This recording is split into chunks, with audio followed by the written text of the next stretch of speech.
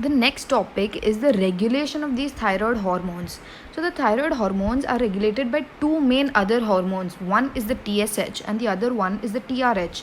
So let's begin with the TSH. So TSH is nothing but the thyroid stimulating hormone or the thyrotropin, which is released by the anterior part of the pituitary gland.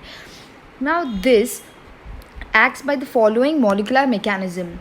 So as you can see here that the TSH acts or attaches to these TSH receptors present on the thyroid gland.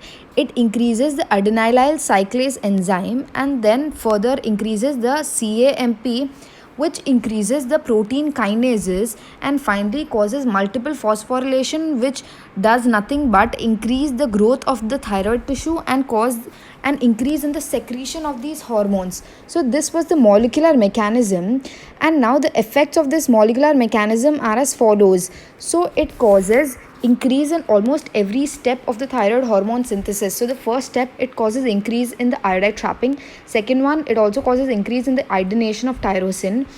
It causes increase in the size, number and the secretory activity of the thyroid cells. It causes a change from cuboidal to columnar cells. And the last one is the increase in the proteolysis of the thyroglobulin so that the T3 and T4 can be released easily. So the fastest is the fifth step, that is, it causes release of the hormones from the already stored ones. The rest of the steps take days to weeks. Now let's focus on the second hormone which regulates the thyroid hormone, that is the TRH. So the TRH is released from the hypothalamus and it is nothing but the thyroid releasing hormone. So the molecular mechanism of this is that this TRH combines with the TRH receptors which are present on the pituitary cell membrane, and then it activates the phospholipase and then the secondary messenger system, which activates the rest of the secondary messengers like the phospholipase C and then calcium diacylglycerol and all such secondary messengers, and finally causes the release of the TSH.